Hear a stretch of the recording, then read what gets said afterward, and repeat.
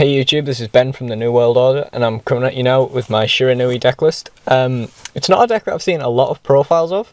It's definitely not a deck that I've seen a lot of profiles of that don't contain like 6 cards from the archetype.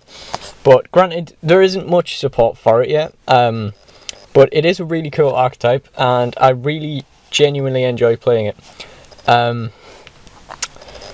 Yeah, I haven't tested it out like too much yet, but yeah, I've got a basic idea of sort of what works and what doesn't. So this is my first update. I'll do later updates after playtesting it more and changing it and stuff. And but yeah, this is what I've got so far. So we'll start with the monsters. I play 3 Shiranui Samurai for 2 reasons. Number 1, he's the coolest looking one. And number 2, his effect is actually so obscenely good that it is a bit ridiculous. During either player's turn, you can banish a zombie type monster from your graveyard and he gains 600 attack, and anything he battles then gets banished. If you're playing against raid raptors, you literally only need this card. Whenever he gets banished, you can add a Shiranui monster from your graveyard to your hand. So yeah, he's got 2 pretty good effects. Next we've got 3 Shiranui Spectralsword.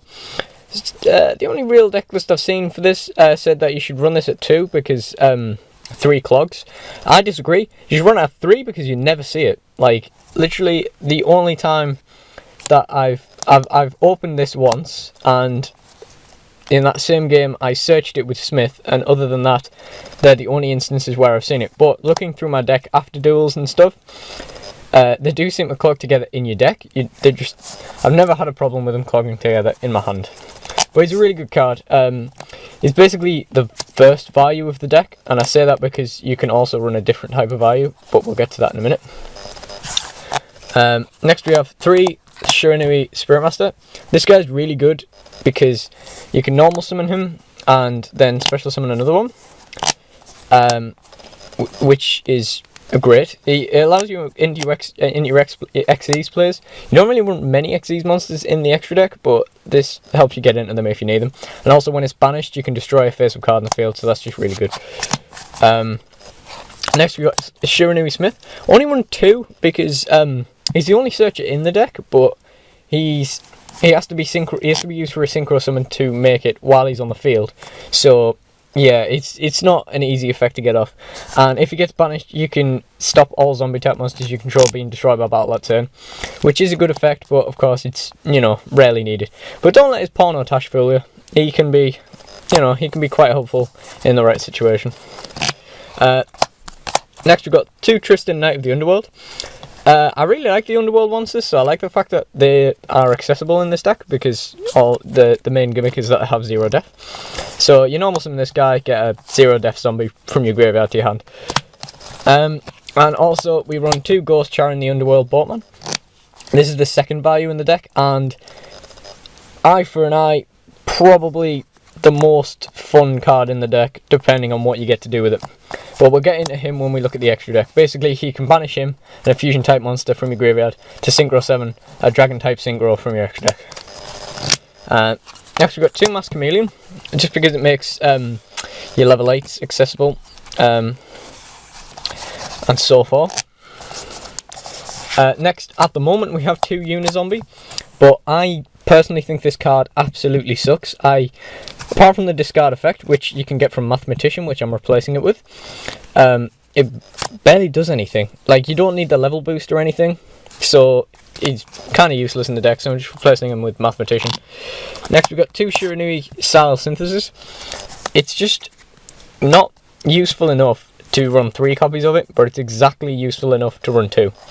The discard effect does mean that its effect can be a bit harder to come by because usually you've got a very little hand, but this helps recycle monsters from your banished zone or from your graveyard, so it's pretty helpful. Next we have 2 Instant Fusion. This is because we run Norden, which we will get into in the extra deck, because Norden is a very useful card in the deck. And then 2 Fusion Substitute, well, 1 Fusion Substitute and a Polymerization, because we run Dragon Necro in this deck, as we'll get into with the extra deck, so we need these, basically. And then for the stables, I run 2 Dark Hole Raigeki, 2 MST, and then 2 Upstart Goblin, more or less for the sake of it.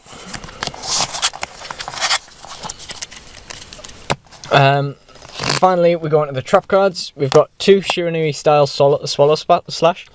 I can't speak. This is basically the Icarus attack of the deck, but you also get to banish a Shiranui monster from your deck. So you could banish the Spiritmaster and get 3 pops, or whatever, and you just have to tribute a zombie type monster to do it. And 2 Breakthrough Skill, 2 Fiendish Chain, 2 Dimensional Prison, and finally a Spiritual Fire Art Shiranui. This card is so good. It's basically a Ring of Destruction, but it's won me so many games in the past in character duels as well as serious duels, so yeah, it's pretty useful. So I run 1 copy of that. So that's the main deck.